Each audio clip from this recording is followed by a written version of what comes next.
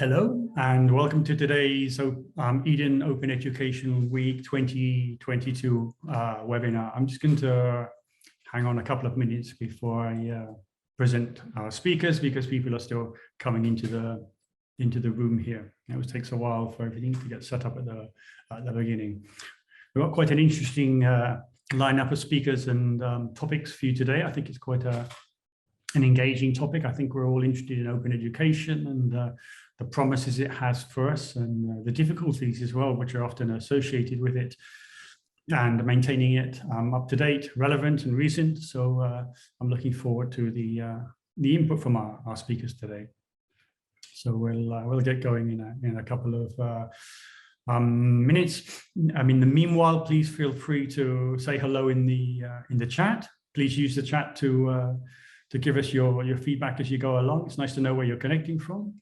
And if you have any specific questions for our speakers, which I hope you do, then please use the question and answers tool and not the chat, because sometimes it's difficult to follow the questions which are embedded in the chat. I'm just going to give this a couple of minutes. I hope you're going to be able to participate in other events this week, our Eden Open Education Week, which we run every year. And hi, Eva, nice to see you. Thanks for coming along today. I think we have an interesting program this year, as we do every year, and it's a great opportunity to bring interesting speakers online and engage with the Eden community because of the many things we have in Eden which are worthy of investigation. I think our community is really a wonderful thing. We've got people coming in here. Thanks for saying hello in the chat. Nice to see you here.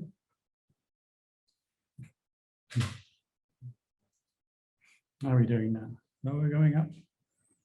I think perhaps just one more minute. Seems to be reasonably stable. I think we can start. We'll probably have other people coming in a couple of minutes, but I think we can get going in a minute or so's time. So the structure of this session will be that our speakers will speak briefly for 4 to 5 minutes with a presentation in most cases. And I'll ask one question to each of our speakers, and then with the time we have at the end, we'll have a discussion, some debate about this area. So please feel free to participate by asking your questions and your observations, and I'll try and pick those up and give them to the speakers. As I said previously to our speakers, if you do ask questions via the questions and answer tool, then our speakers will try and answer you there directly as well to make the most of the time we have. So I think you've heard quite enough from me for now, so I'm actually going to start our session here. Welcome to this Eden Open Education Week 2022 webinar on opening and developing a European community of practice in the Digital Education Hub. And this is part of the European Commission's initiative under Digital Education Action Plan. Quite an exciting program, I think. And I'd like to welcome and thank today's speakers and participants, who are Catherine Engel, who's a Senior Desk Officer for Digital Internationalization and European Higher Education Policy at the German Academic Exchange Service, DAAD. We have Remus Benk-Aberg, who, amongst other things, is working on a project co-created by the German NGO Swiss-Verband, if you say it that way, aiming to improve digital education in Germany. We have our colleagues from Eden, Sandra Grutinja-Softik, who's the Eden UK President and Assistant Director at the University of Zagreb, the Computer Center in Croatia. We have Irina Volunchevina, who's a full professor at Vitkurs Magnus University in Lithuania. We have Dennis Whitlock, who's the director of the Institute for Educational Technology at the Open University in the UK. And last but not least, Ignacio Adal and Bastien Grich, who are at the Learning Planning Institute in the University of Paris, France. So thank you very much, everybody. Without more ado, I'm going to hand over to Katerina and Rasmus now to give our first presentation. Thank you very much. Thanks a lot for that very kind introduction, Tim, and I'm very glad to be here with Rasmus together from Stifterverband. And as Tim introduced me, I'm from the German Academic Exchange Service, also known as the DAAD or DAAD. And as Tim has also already explained, we are going to open this session with a few words about the initiative that's been launched within the framework of the European Digital Education Hub. And that itself is an initiative within the framework of the Digital Education Action Plan by the European Commission. And Rasmus is going to show the next slide now. And we are now looking at the community that's being created within the Digital Education Hub of the European Commission. As Tim has mentioned, this is or has been an open call for tenders in the past year. And we as a consortium of 11 organizations have successfully applied for this and have actually been awarded the contract. So we are now in the process of starting the work on this very exciting project for the next 3 years. And among these 11 organizations who are working together as a consortium here, Eden is one of the core partners. So we are very glad also to be here and to be with our partners in this session. And I also already mentioned Stifterverband. So Rasmus, my colleague, is also with me in this short introductory session, and we are going to give a few highlights of what this community is going to be all about. Maybe you can just go back to the first slide again on the different priorities that we've set for our work on the community. So the community will focus on, first of all, being open to all sectors of education. So this is really looking at cross-fertilization between the different sectors of education. And of course, all of the activities of this community of practice, as we should call it, is on collaborating. So we really want to make sure that there's a lot of joint action between the sectors and also across borders. This, of course, is based on sharing knowledge and on sharing solutions.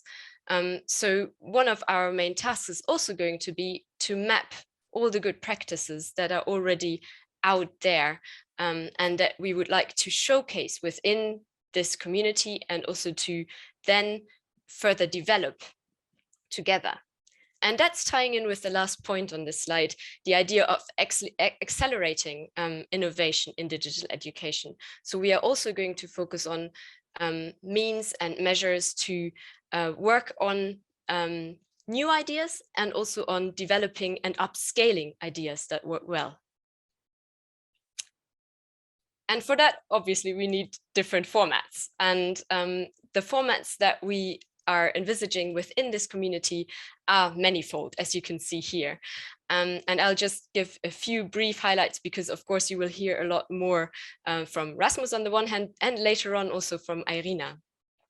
So we are looking at having community events that are the community workshops, a bit like mini conferences that will allow us to showcase outputs from the different formats that we are having as ongoing activities throughout the years that the community is working together. And the formats that are highlighted in pink on this slide, these are really focusing on knowledge work. So this in different ways is going to help to share solutions, to share ideas, to work together. For example, the knowledge building webinars, which are going to be facilitated by Eden. Similarly, the mentoring program and the clinics will provide opportunities for digital education stakeholders, for practitioners to get support, to get answers to their burning questions. And we will also hear more about the Teachers as Researchers series from our colleague Ignacio, who's also here today. The formats that are highlighted in green on this slide are focusing on what we call the acceleration part of the hub. And they are going into methodologies such as design thinking to actually go from ideas to prototypes and proper solutions that can be put into practice. And for the first year of the community, we have already decided on one first topic that we can focus on, and that's going to be the mainstreaming lessons from COVID-19. I think we've also had a slide on that one. And that's focusing on how to keep the momentum and how to upscale solutions. So really tying into what we've just covered as main ideas for our community. And we think that given the current situation, we should really link to this to the pandemic situation that has affected all sectors of education, and which still provides very relevant occasion to actually get together and to share. And about this idea of getting together and sharing, I would like to hand over to Rasmus to give us a bit more background on how we are going to gradually build this community. Yes, thank you, Katarina, and hello, everyone. Nice to see you all. It's very nice to be here. As Katarina and Tim said, we are very, very excited. We have won this tender together from the European Commission, and that means in the coming 3 years, we will work on this.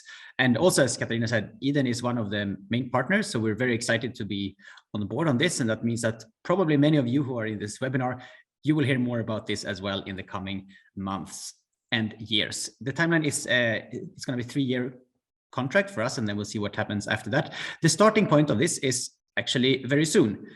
Very soon is not a very exact term, and the reason for that is that we're still in the discussions with the European Commission exactly how to go about this and when are we going to launch the different parts that Katarina mentioned in the last slide. But what we do know is that we will have a 2-step approach when we open up this community of practice of the hub.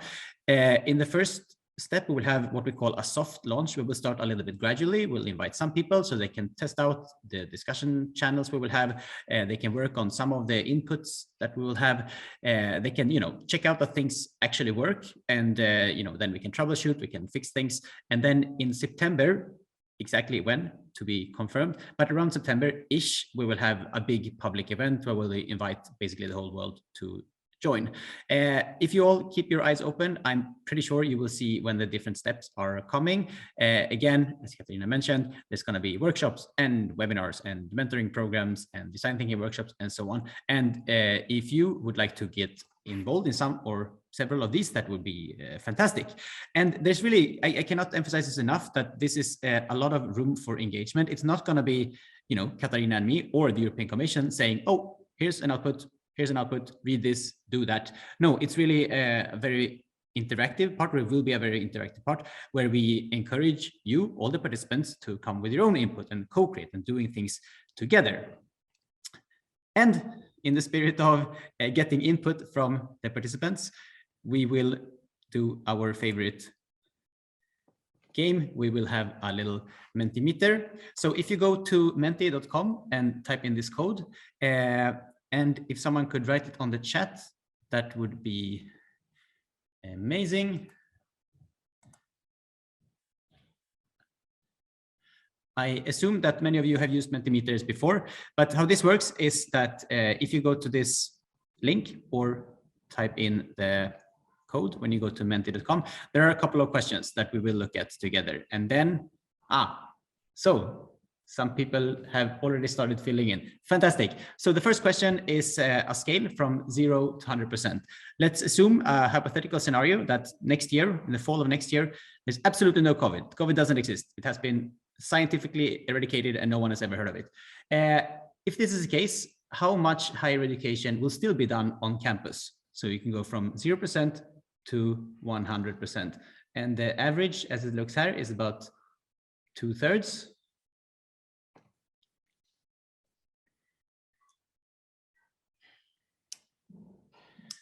Looks like we still need on-site campuses.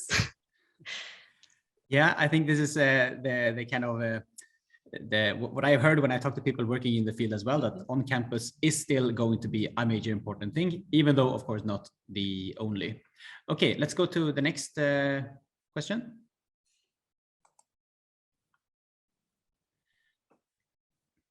And with this, we are actually going to look at the digital mindset, and we are specifically focusing on teaching here.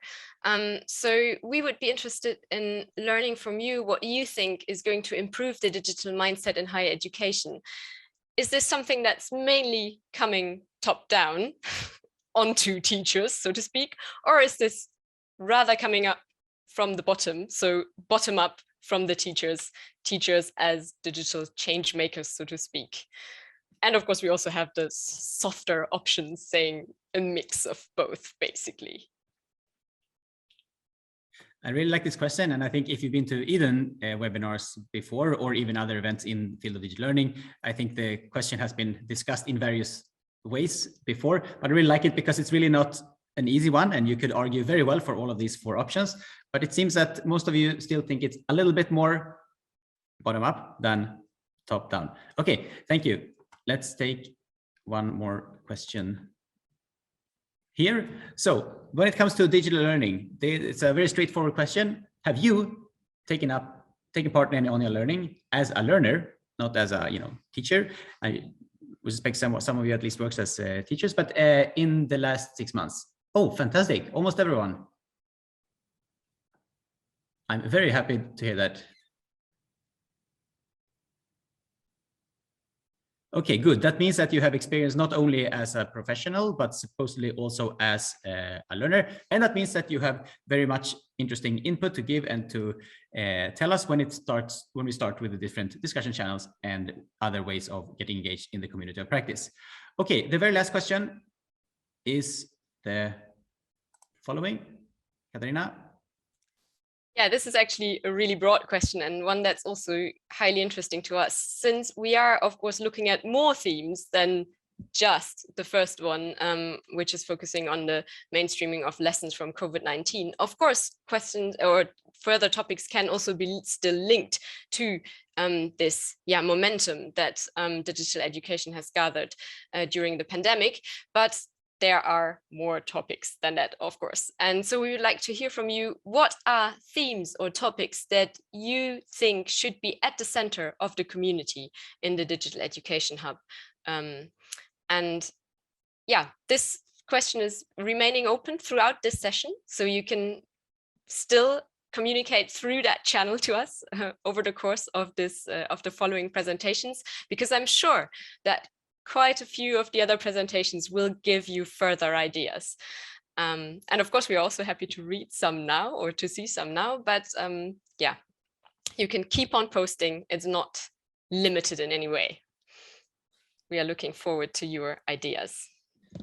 Yeah, and really nice to see so many suggestions here. Again, this is not only just a hypothetical question. We will have different themes in the coming 3 years. And if we work on one of these themes, it might be that there's going to be some research on it. There might be a workshop on it. There might be webinars on those topics and so on. Right, so keep them coming throughout the rest of this session. Thank you. Thank you very much, Katarina. Rasmus. Thanks a lot. Okay, very briefly, I'd like to ask you now, your question is, why do you think we need open knowledge in digital education? I'll take that one first. I think the most important reason is actually to make collaboration happen. So we need to share knowledge, to collaborate, to work together on, actually getting our hands into this knowledge and to starting to make this knowledge also relevant to practice. So I think that's an important factor, especially from the perspective of the community of practice, obviously. Okay, thank you. Rasmus, do you want to add anything to that? No, nothing to add from Katarina, but I will add that if you have other ideas for input, if we just want to chat about this upcoming hub or the community of practice, really don't hesitate to reach out to us. We have there one very easy and one very complicated email. Feel free to send us an email. And as I also said, keep your eyes open and you will certainly hear more about this hub later. Thank you. Wonderful. That's a great start to the session. Thanks to both of you very much indeed. And Katarina shared a link in the chat for you to find out more information. So without more ado, I'd like to move on to our second speaker, my colleague Sandra Cucina. So if you could share your presentation now, please, Sandra.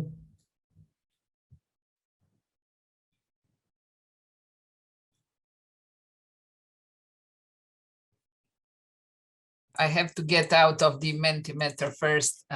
Just sorry, in order to avoid.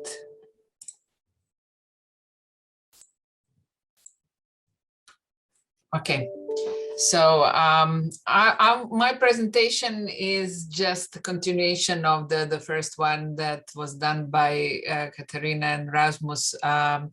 Actually, I wanted to talk a little bit more, why do we need communities of practice? We heard some answers already in the previous presentation, but I wanted to go to basics and actually define what communities of practice actually are. So usually we use some common terms when we are talking about communities of practices, but professional learning communities, collaborative learning communities, professional learning groups, but basically these are a group of people who have a common area of interest or common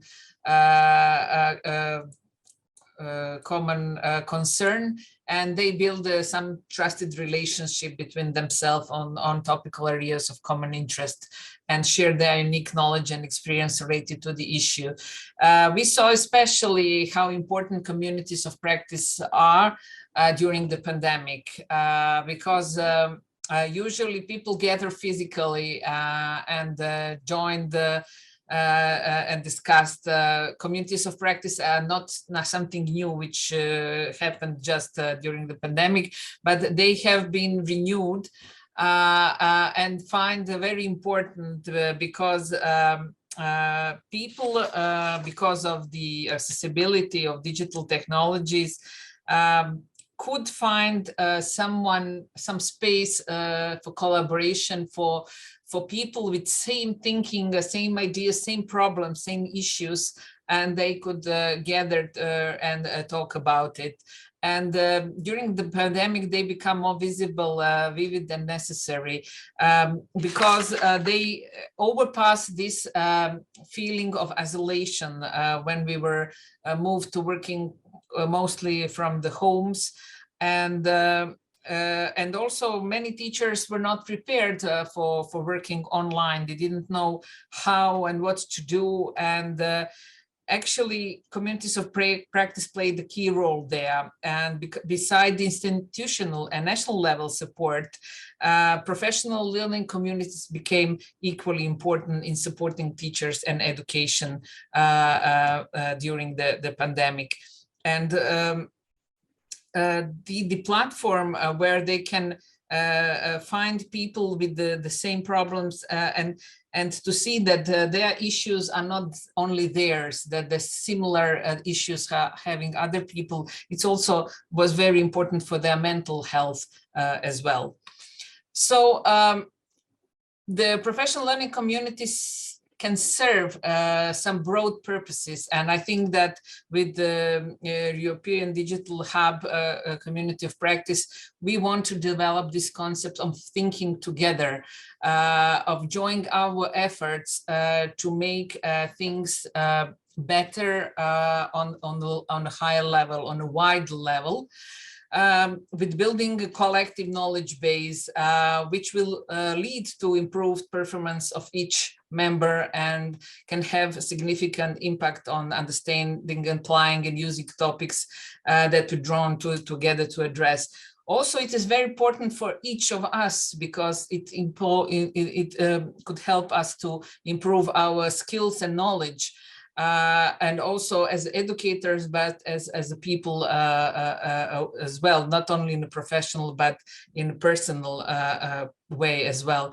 And also, what is very important, that we can improve the learning outcomes that students acquire during their education, so that they have a stronger leadership and stronger teaching in order so their learning experience is better. And we already said that networking and collaboration is of huge importance today, because often we see that teachers or researchers are going alone, doing the same things from the beginning and coming to the same conclusions. But what we need and what we want to achieve is moving further, so that not everyone is discovering the same issues, but that we build on these issues jointly and move further, develop further, so that we have some achievements and common goals that we will be able to achieve. So how can European community of practice help educators and educational institutions? First of all, definitely ground for collaboration and joining efforts to foster digital education, digital culture for better life and well-being of all of us. Then the issues we saw in the Multimeter, the question just previously, how interesting topic, how important topics were raised by the participants related to digital learning and teaching. Also bringing community and all interest to discuss, to exchange ideas and know-how. And actually reminding us that we need to work together. We are human beings. We want to socialize. We want to join our efforts and work together. I just can recall that Eden has really experience with organizing different activities with the aim of knowledge sharing, and the Eden Open Education Week is just one of them. We have the Eden annual conference, workshop, Eden Open and Distance Learning Week.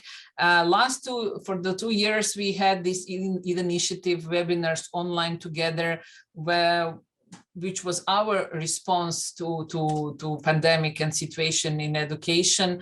And just briefly, in 2020 and 21, we did 24 webinars with 19 speakers and moderators with more than 5,300 participants, targeting all those who needed some guidelines, practice, ideas, how to work, how to move from face-to-face to online education and deal with day-to-day challenges of being digital teachers working in online environment. So I think that this goal of Eden European Digital Education Hub and the community practice part, I think, is very important, because it will join all the efforts of all of us who are working and gather people to jointly come to the better conclusion how to deal with education in digital age. And my question for the audience in this session is, what benefits do you see as a member, if you are a member of a community of practice? What would be the benefits for you if you join a community of practice, what it can bring to you? So with this slide, I'm finishing my presentation. Thank you very much, Sandra. Short, sweet, and to the point. So please use the chat to answer Sandra's question. And finally, I'd like to ask her a question. It's a tough one, so do your best, Sandra. But what do you think are the risks of opening knowledge up to everyone? Do you think there are any risks, in fact? Well, there are definitely threats and the risk. I'm always looking on the positive side and saying, yes, there are much more benefits, but definitely we need to be careful. First of all, there's some sensitive data, which we need to see how to open or to whom to open and how to interpret that. Also, we need some rules and codex, like licensing and copyright issues, that's definitely important because when we share something, we certainly need to know how to do it in order that others can equally in a proper way use all of these data and resources. But as well, when we're using others' data and resources, we need to know under which conditions we can do that. So this is very important in order to have some rules and orders as well. And I think the very important part is misunderstanding and misinterpretation of some information, you know. Not everyone will understand everything equally. So when you put something openly available, you need to think and clearly state to whom and how it can be used, you know. There is the reasons why some resources are self-paced for self-paced learning, why are some resources and forms of teaching and learning guided and have definitely mentors along with that. And also, I don't think it's very positive to say, but, you know, educated people can make changes, you know, and maybe some institutions or some people are not always very happy that knowledge is openly available. I don't want to emphasize that, but actually that is true, because educated people can change the economies. They have their own opinion and minds, and can be quite efficient in doing things. So yes, sharing definitely open and available, but we have to know the rules, how to use all this information and resources. Thank you, Sandra. That's a really excellent answer. Really excellent indeed. Very, very, very good. Okay, that was a great presentation. Let's hand over to the next speaker, to Irina, my colleague from Eden.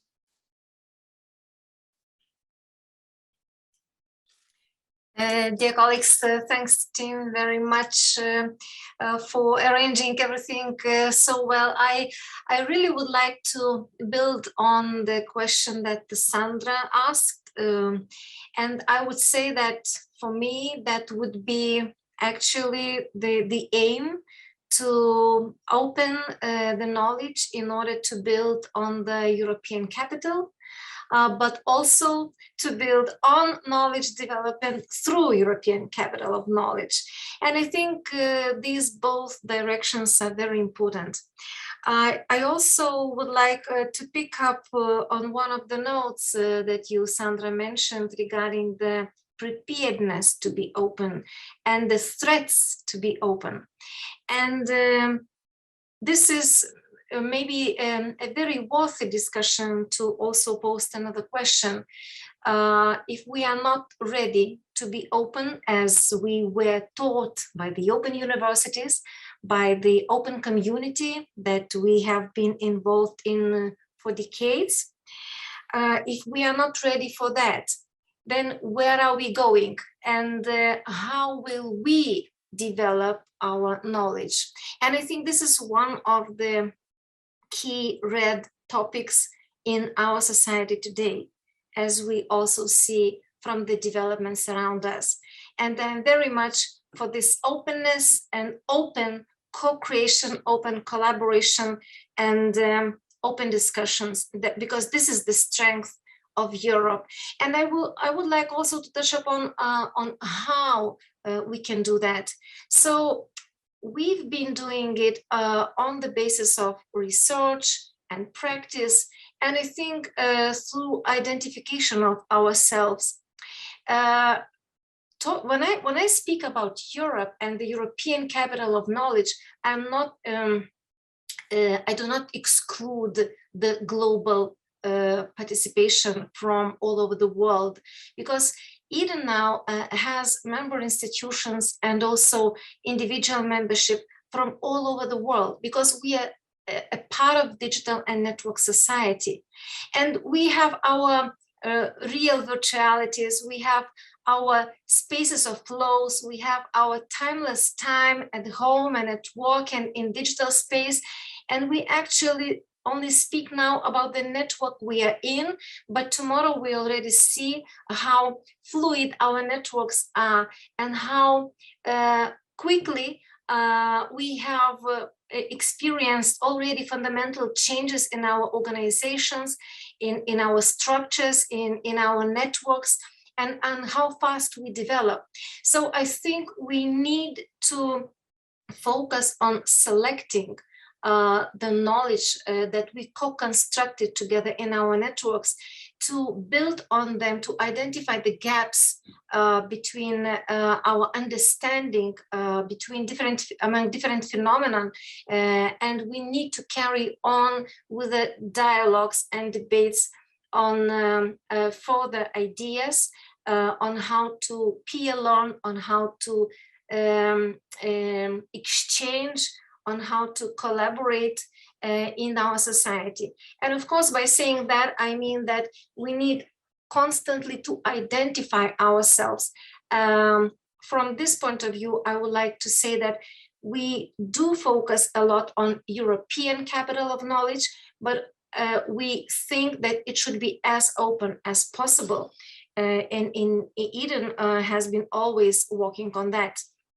As society members, we also expect a lot from formal education, especially from higher education.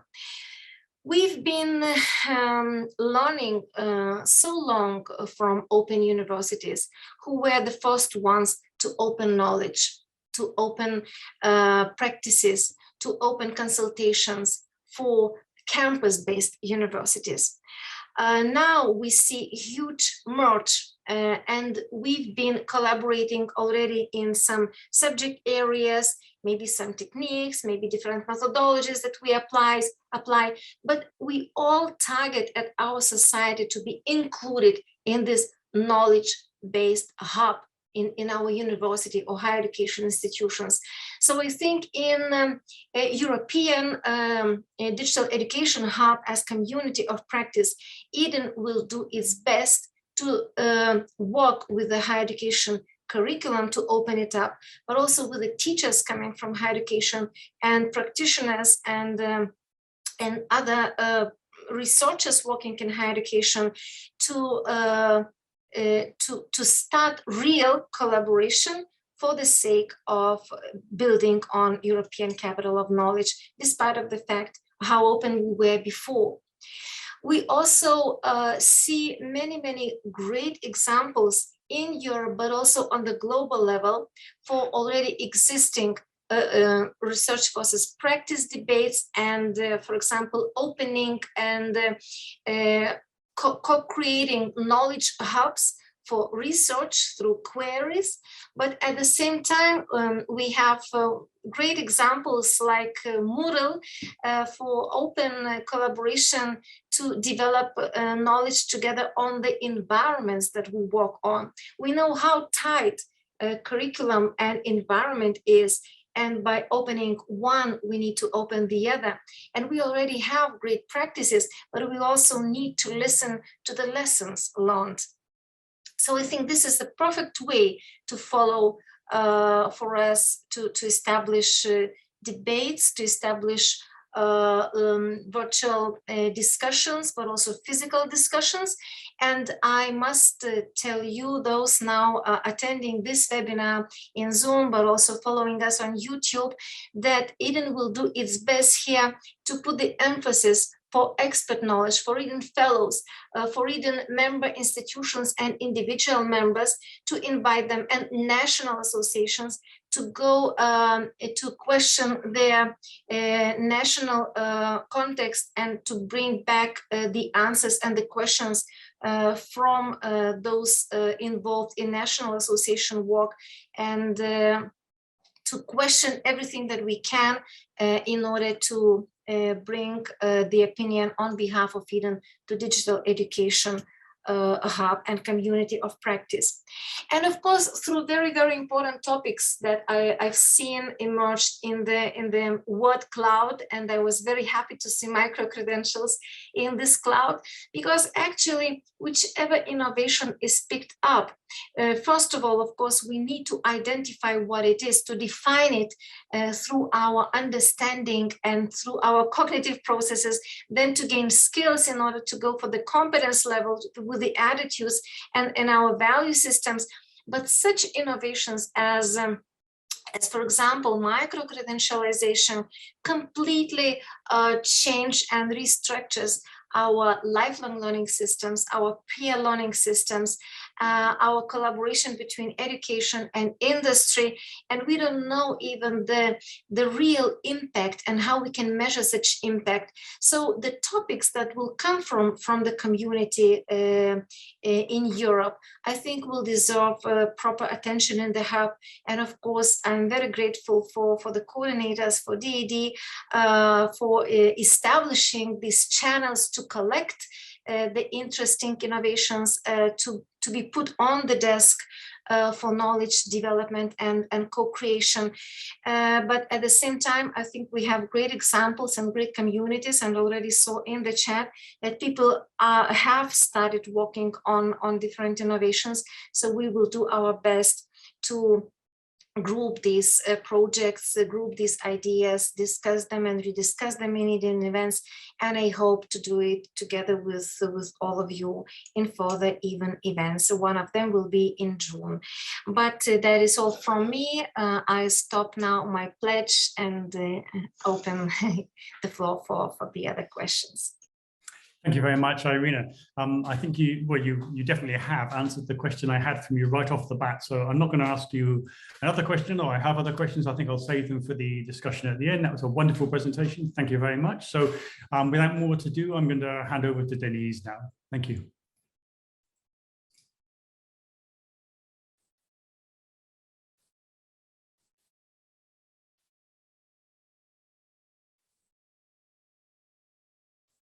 Good afternoon, everyone. It's a great pleasure to be with you this afternoon.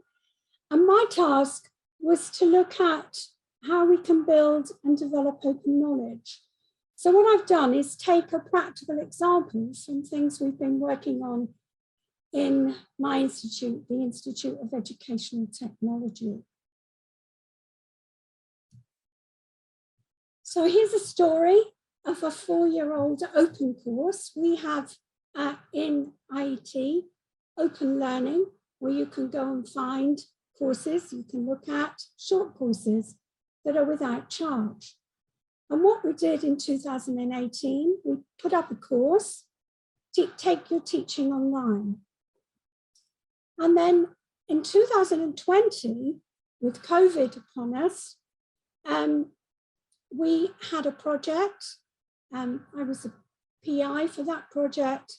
We were working with teacher training for teachers in Africa, in HE, and there was a tertiary education program. And it was called the Pathways to Learning project. We adapted this, Take Your Teaching Online, and we also had wraparound webinars to assist.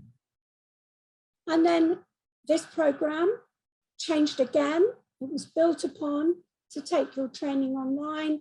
This was a 6-session course, and it was to train NGO, non-governmental organizations and charity staff to deliver their services online. And now currently we're working on, and the PI for this project, Skills for Prosperity. And it's an 8-block course to build HE staff capacity in digital education in Kenya. So here you can see from 2018 to 21, how we've built on an open course. They're still going to be open when we finish the Skills for Prosperity. So here's a line of development. So what's this latest course about? It's part of a bigger project, Skills for Prosperity in Kenya. It's a 30-month project funded by the Foreign and Commonwealth Office. And it has, it's to build capacity for higher education staff, 370, and it's in designing and delivering digital education. And the original 8 course was repurposed, 8-week course based on just digital capabilities framework and localized to train educators. And it's an online community of practice, 280 members. We are reaching out to all 37 universities in Kenya, There are expert webinars, mentoring sessions, and a distributed award system, which has got badges and certificates. And this is just a slide to show you what's in the content. You can see here the blocks of content. And on the right-hand side, you can see the badges that are gained in doing this training. So what have we achieved so far? We've had 334 enrolled participants and 62% have completed. More are still working. Others are still working on the course. We are also building on this knowledge for the universities themselves to construct, develop, and instantiate, and then evaluate digital education projects that are aligned with the needs in their own university. We've got a lively and growing online community of practice with 280 members. The course has got 98% participant satisfaction, which we're very proud of, and it's not something any of us see most of the time with our courses. And participants reported positive changes in their attitudes and perceptions and increased confidence. But what was important for them, and although they were hesitant at first to actually do a course themselves online using a platform, actually doing that, being in the role of the student, how that feels, etc., how you make your way through, has been invaluable to them, which they didn't think it would be at the beginning. So a very positive result from them. So what's the future looking like? We're updating and revising the content, and so that it can be offered again, and participants themselves, 8 Kenyan universities are going to repurpose and localize this course to offer a large number of staff in their institutions as a route for promotions. So we've come from 2018, 21 now, but it's going to be used in the future in Kenya and developed to suit their own needs. Here are the acknowledgements, and you can go and find out more about the project with a link here. And the work is licensed under Common Framework number 4. And as we do need to think about open licenses when we're talking about open knowledge. Thank you very much. Thank you very much, Denise. You certainly illustrated the question on how to develop open knowledge.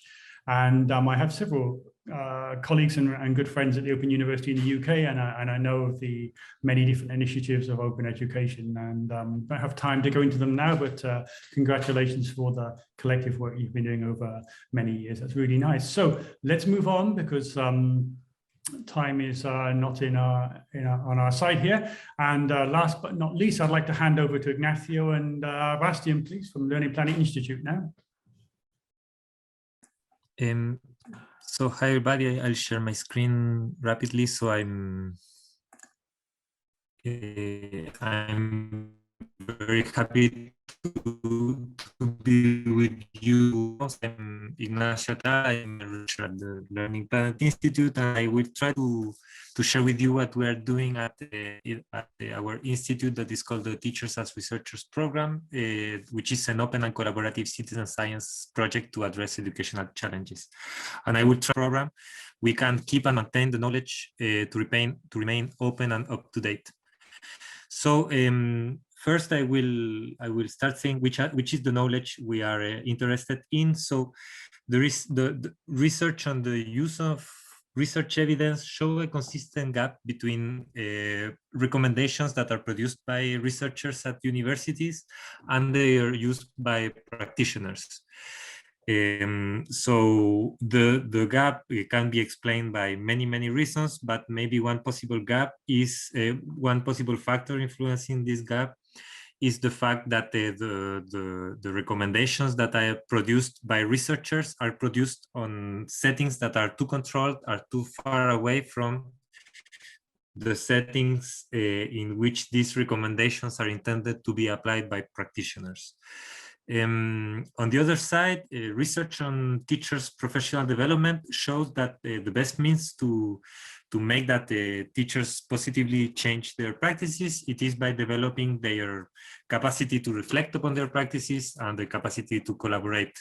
So, in fact, by reflecting and collaborating, educators that daily experiment on their practices, in fact, are producing another kind of knowledge that is called, that some people can call the practice-based knowledge, and so this is the kind of knowledge that we are focusing on with our project. So, our in fact the question I try to address it is how we can keep and maintain the practice-based knowledge to remain open and up to researchers program. So Pro-Chercheur in French, where this project is based on in France.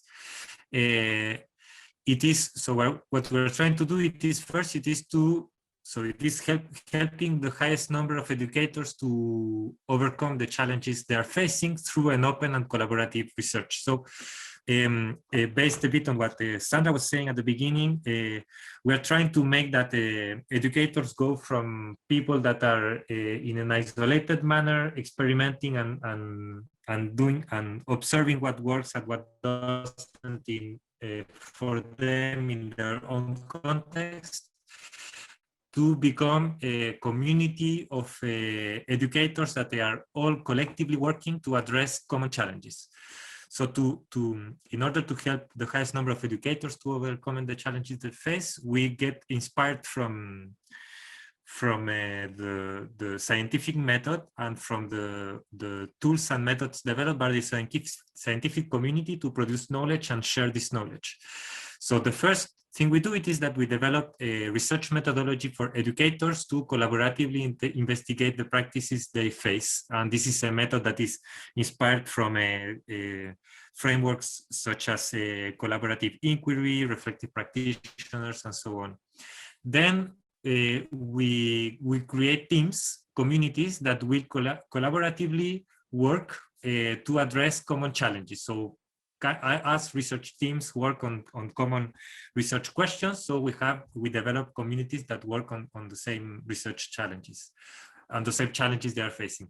And we put into place for all these communities a publication platform for them to share the knowledge they are producing and to further test the knowledge that is produced by others, and also to make that this knowledge can benefit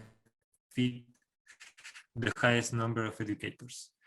So the research methodology we developed starts from isolated individuals that they are facing problems in their classroom, that they have a practices that innovate or test out practices to address the problems they faced, and they observe locally if what they do work or doesn't. And thanks to workshops and thanks to regular workshops and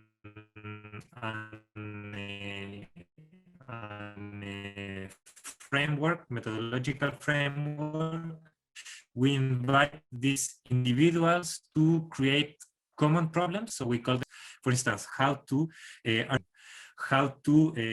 So these are how to make that students become aware of the risks of being in front of screens, etc., etc. And then for each of these challenges, there is many people that in different places try out practices. So if we take a scientific lenses, these practices people put in place are a bit like hypotheses to be tested. So we invite individuals during workshops, once they define the common challenges they are facing, to define some shareable hypotheses. So for instance, to how to articulate in-person and distance. I see from the chat that I have some internet connections. I hope you are being able to follow a bit. So the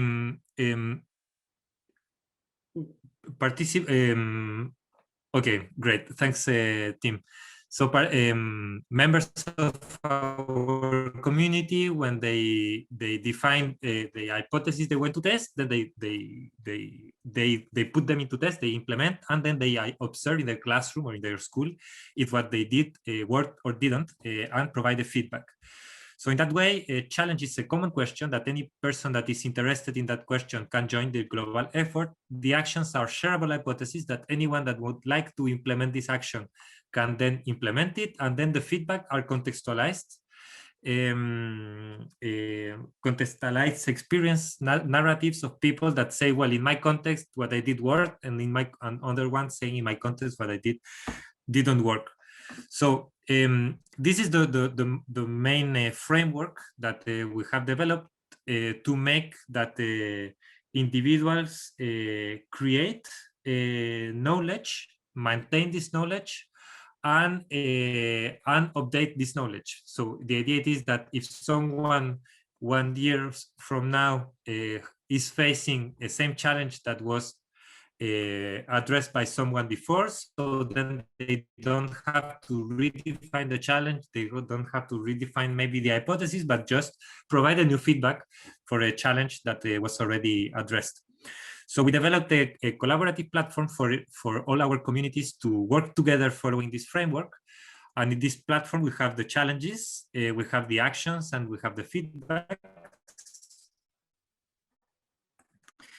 So the challenges are all how-to questions. We have some sort of 60 challenges now in our platform. So I have my internet, but you can navigate in it. Here it goes. So we have some challenges that are, for instance, how to adapt my practices when students are facing with the engagement problem. So they are not, when I have some students that are not engaging in learning, in the learning tasks. So for this challenge, the link also.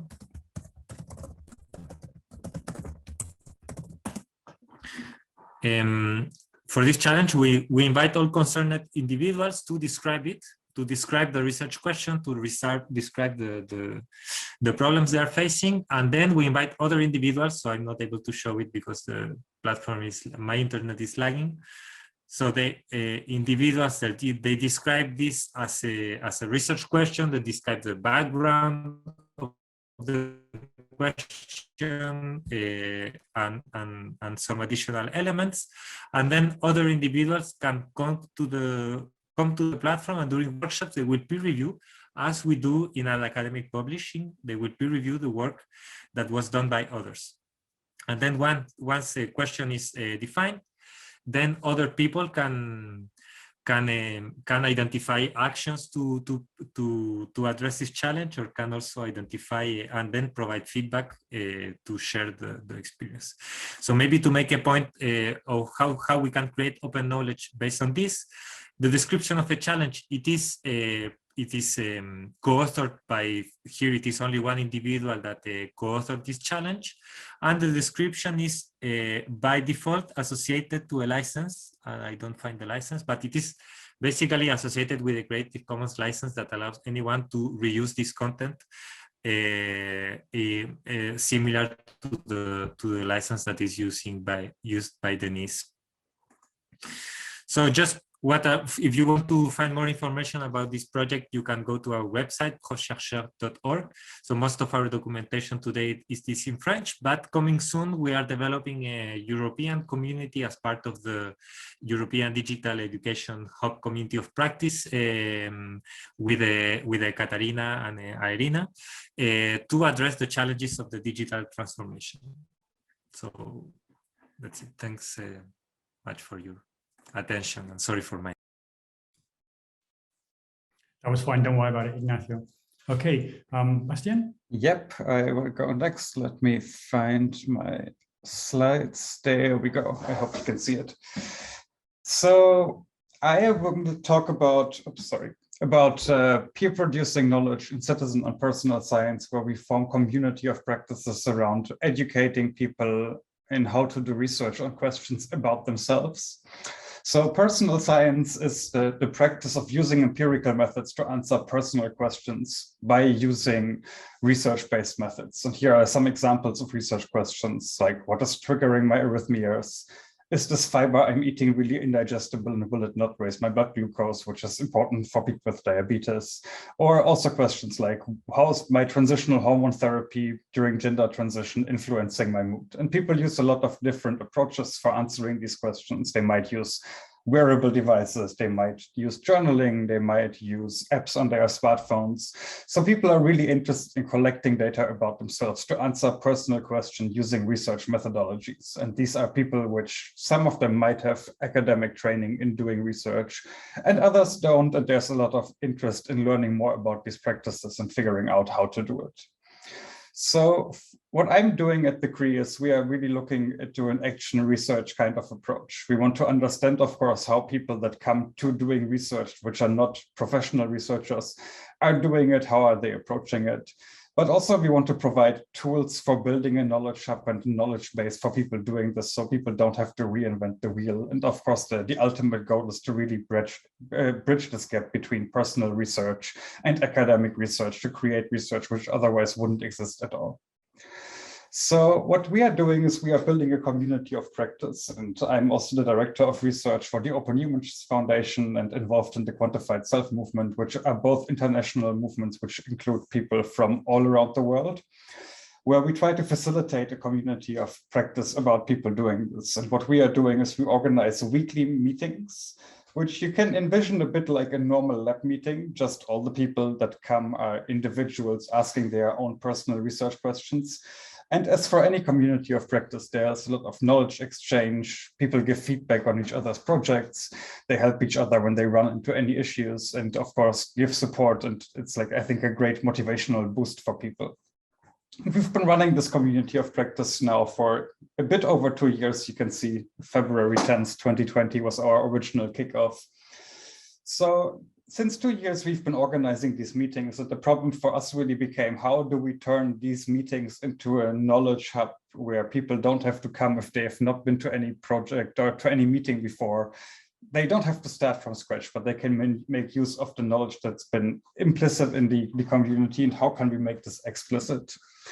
And what we are currently in the process of developing and what's going for us is we decided to use a wiki-based system, which has really the great benefit of enabling knowledge sharing and enabling peer learning in a way that's decentralized and asynchronous, so people can come and share their things. And the nice thing for us here is that it's collaboratively kept up to date. And I know that's one of the questions is like, how do we make a knowledge base that doesn't become outdated? And for us, really the approach of using a wiki where if you've known Wikipedia, everyone can edit every page. And it's a consensus-driven approach, which leads to creating a stable knowledge, which becomes updated as more knowledge becomes available. And actually, it helps people learning about these things. The other thing, which I think we've touched in earlier presentations on slightly, was the questions of the risks and like I haven't heard the word explicitly, but I think governance is a big issue. And I think wikis are a very interesting approach to governance because they really form their knowledge base through consensus. It's the community in itself, the community of practice, which decides what's the current state of knowledge. And overall, you get like a more or less neutral point of view through it. And so I think that's something very interesting. And of course, everything is released openly licensed. It's under a Creative Commons attribution share alike license. And actually, we take this a step further in our lab. It's not only that we share our community of practice outputs, but even our teaching. So another thing which actually Ignacio has been involved in a bit as well is how can we teach the principles of open science, not only to community members, but to students. Because at our institute, every master student, regardless in which master track they are, need to take a mandatory course on teaching open science practices. And in being like a good role model, actually, our all materials are available on the web as well, on the Wikiversity, where they are again editable by everyone. Everyone can contribute. They are openly licensed and everyone can contribute to this. So I think this is just like a small, slightly different view from our side on how to do communities of practice and open education and open knowledge sharing. And with that, I'm done. Fantastic, Ignacio, Bastian, that was very good. Well, I'd like to just pause briefly and thank our speakers. I think that you've given us a lot of things to think about. This looks like a very exciting project, and I think Katarina and everyone else who's been involved in preparing this tender has done a fantastic job. Okay, so it's just gone 2 o'clock now, so I'm going to ask you to please hang around for another 15 minutes or so. I know you've got other things to do in a pressing agenda, but I'd like to move into the session of discussion now. And I've got some questions that I'm going to ask members of the panel. Please activate your cameras and your microphones. So I'll ask one person, but then anybody else who wants to pop on the panel, who wants to pop your hand up and answer, can do so. Okay, so let's get started now. And I think the first question really goes for Katarina and Rasmus as well, in a sense, because as I said, I think the tender is really well prepared. I think it's a very exciting initiative, and I think this is going to really show up before and afterwards on this kind of issue. So my question for you is how can you actually measure success of a community of practice and the digital education hub itself? What kind of metrics do you think you'll be looking at? That's actually a very good question, but also a very project management focused one, I think. Well, measuring success is really looking at 2 things here. Of course, we can look at numbers and how our gradual build-up of the community is working. Do we actually attract the numbers that we are supposed to attract over the course of time? But what I think is the much more interesting question here is how can we see that actually practice has changed? And that's something that we really hope to get to learn from our community in the exchanges that we have.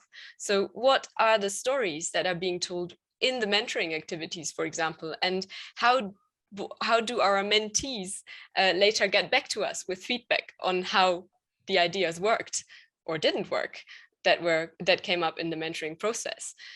What do we learn in this thematic working groups, the so-called squads that we have, and that are working towards a very definite output? For example, a guideline on how to create a joint micro-credential. Let's use that as an example here. And what about that micro-credential then? Did it come up in the end? Did we get one that we can actually see as an output of our community of practice? So I think it's really like the success really lies in the outputs and in the connections that are being created between members of the community. And that's, of course, much more difficult to measure, but for that, we've also got really good partners on board. Excellent, Catherine. That's true. I mean, you're completely right. I mean, it's too many years of being around projects. You end up thinking in project management mode. Would anybody else like to contribute towards that answer? Okay, well, and actually, sorry about that, Tim. No, actually, I'd also be very interested then in Denise's perspective, for example, on how their platform has measured success, so to speak. I come in? Of course, our platform measures numbers, but in my current project, we're doing something very different, working and mentoring people to carry out their projects. Now, let me give you a bit of advice. I'm an assessment guru, okay? That's my area of research. We know that assessment drives learning. So, people have time, their time is limited. So with these projects, okay, that we're going to do, we're saying to them, you are going to present these projects, and because we're very much involved and supported by the ministry. The minister will be there, etc. But also, I'm setting up a special issue in open learning. It won't be for 2 years, so that we can help them to publish. They want to publish with us. So I think, what's the assessment? What's the evaluation? If people know what it is, they'll buy into it. And you'll be able to measure in different ways. But that's my common sense answer. I hope it helps you. Thanks very much, Denise. I think that's an excellent answer. And it leads me on quite nicely to the next question, because I think there's like the saying, you know, the proof of the pudding is in the eating. I mean, okay, I can put my knowledge online, and if I set up the correct sharing rules, then people might use it. But if nobody uses it, then what does that tell me about what I was doing? So I'd like to ask a question specifically about reusability here. And Irene, if you don't mind, I'd like to ask you, what do you think, how can you see the relation between the success of a project and reusability of the open content, please? I will also give maybe then an example that we use while working with teachers in higher education and also at schools regarding learning design. So we research how much we can correlate successful learning design to be replicated by teachers who have not participated designing learning in one or another course. And then what other factors influence successful learning and teaching when, let's say, learning design that is offered to a new teacher hasn't been piloted before. So I think if we take this scale, we might find very, very interesting factors that affect the interesting, quality, creative, rich learning design solutions. But at the same time, we might identify that the teacher is the actor who is in the center. And if teacher is enabled to modify, to customize, to play with the learning design along. And if we take curriculum design as Tyler taught us, so that everything that is happening in the community of practice, every debate, every discussion, any argument is put on the list and is considered. And we try to identify our common language and common knowledge on the existing, then every one of us is autonomous, independent, and enabled in real life, in experimental validity in real life situation. And then we are enabled to act autonomously. Excellent, that's a great answer, Irina, thank you. Okay, Ignacio, do you want to give me some feedback on that as well? Because with the SORSA project, so you were, I mean, you know, the initiative you were showing, I mean, are you seeing examples of reuse, for example? Yes, so that's indeed a very good point. I come originally from the field of epidemiology and public health, in which researchers in medicine produce protocols that then are assessed, and once they are assessed and validated by all the agencies, then these protocols are then used by physicians to adapt their practice to the problems their patients are living. And in education, this is a bit more complex, because the protocols indeed may be much more complex, because the complexity of the classroom is higher, and also the complexity of the practices are higher. So we're trying to have the community to decide what is the right level of detail that is needed to be described by practitioners to share a transferable practice. So we have practitioners that will define their practice following our templates for the hypothesis to be tested. In this template, it is very basic. People have to describe what are the resources needed, what are the resources needed, the different steps to use, and what is the timing of the practice to be implemented. And then we have external people that we invite to peer review that content and to say, to which extent do you think that this protocol can be reused by others that are different from the co-authors of this protocol. So we have seen that in many cases at this peer review stage, there is many protocols that are is really modified, because people is forced to describe things as is they with this focus of, okay, I have to produce a protocol that should be transferable. And so we have also seen cases in which people are, it is very difficult for people to describe their protocols in a way that it is transferable, and that then their projects or their hypotheses are not tested by anyone else. So that I think that it is a community-based approach that could help defining the right level of description of the practices for them to be reusable. Excellent. Okay, that's wonderful. Okay, I'm going to move you on quickly to the next question. I'm going to ask you, okay, one more question with a follow-up, and then we'll move into the, if you like, the summary part of the event. I think that I'm going to do that hopefully in a fun way. We'll see how that works. Okay, so Sandra, we're going to start with you, and then maybe I'll ask Denise for a follow-up on this. I mean, you talked about the risks of open knowledge. I think you did a really good job of presenting those. But I mean, one of the risks or difficulties, if you prefer, is the question of how to guarantee quality. Because if you start to open up a big space and let people start to fill it with their content and practices, then we have to be very careful we guarantee the quality. How do you see the question of maintaining quality in a community of practice, please, Sandra? Well, if we want the people to be there to share, then we have to be open for certain freedom that they put everything they think it's good. But on the other hand, ensuring quality requires some peer reviewing or reviewing by some persons who will look at if this if certain standards have been achieved.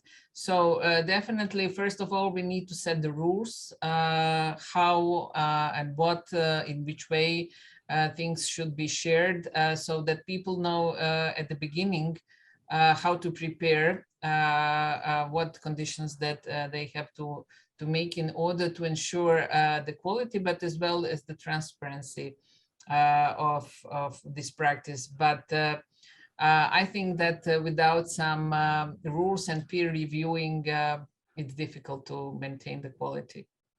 Indeed, thank you very much. That was a good answer. Actually, I'm not going to ask Denise because she was kind enough to participate in the previous one. Rasmus, what can you tell us about quality, please? Yeah, I think the same thing that we mentioned in a couple of questions ago, that there's one, if you just look at the KPIs, you can have a kind of, yeah, did we reach that goal or not? And then we have a long list in this tender application, but that's not really what we're looking for. I think the quality is very hard to define, honestly. I don't really have a good answer, but what was just mentioned by Sandra about peer review, I think is the, let's say, not even the best option, but the least bad option, that this is the way to quality assurance through peer review by the community itself, by the people who are engaged, by the people who are active in the community. Okay, that's great. Well, thank you very much. And I think Denise has something to oh, sorry, Denise, I didn't see your hand up. Say as well. I think with, you know, you put, obviously you can do everything what my colleagues have said, but you can define and understand what quality is by take-up. We vote with our feet, don't we? So who downloads? What's got the biggest download? We're professionals ourselves, and we decide upon quality ourselves if we're going to reuse something. So I think, you know, looking to what's used and why is a way of building up some sort of metrics for how we measure quality, but just a start. Yeah, that's a nice point. Thank you, Denise. Irina, you got your hand up. Yes, you know, you touched upon one of the live, let's say, topics, which is quality. And I would like to share with you that I know a couple of communities of practices who, I don't know if I can call them communities of practices actually, but institutionally maybe initiated some initiatives, project initiatives and other things who worked on quality assurance. Let's say, you know, peer reviewing and discussions on debates on quality issues developed into also common understanding. Let's say we have new new types of ideas, new innovations, new keywords, like we see now coming after pandemic years through the majority of colleagues who are new in the area, and everybody knows now what online and blended learning and teaching is, and suddenly they of course feel confident about their knowledge, even sometimes not really very old one. So the new ideas that come into the field of quality assurance need to be situated into existing categories of criteria, into existing categories of statements, quality criteria groups. I don't know how people call them, and sometimes it is very difficult to find the common understanding of what the new phenomenon or new innovation means. So I think the discussion with the people who are involved in this online education for decades, with the people who bring new ideas, is essential to ensure the quality of the old and the new balance and I would say legacy, and also the logics of the education. We know, for example, I can give you example again about micro-credentials. We know micro-credentials is a new wave now in Europe, but people have been working on recognition of prior learning and informal learning already for decades. So it is really a life an important aspect that we create the opportunities for them to meet and put the new things into the old, the new wine into the old barrel, so to say. Thank you very much, Irene. That was a very important point I think you've made. Well, given the time, I'm going to thank my speakers. I think you've given us a lot of things to think about. In the chat, I put the link to the rest of the Open Education Week webinars which are taking place this week. I mean, the next one coming up tomorrow at the same time is one on democratizing research and science ways forward. So I'd encourage you to attend that. I'd like to thank everybody who's been here in this session. It's been quite a long one, especially to our speakers. And I think we can really keep an eye on this project and this community of practice and the Digital Education Hub as it moves forward. I think it's going to be a very important result in the field of open education. Thank you very much indeed, everybody. Bye.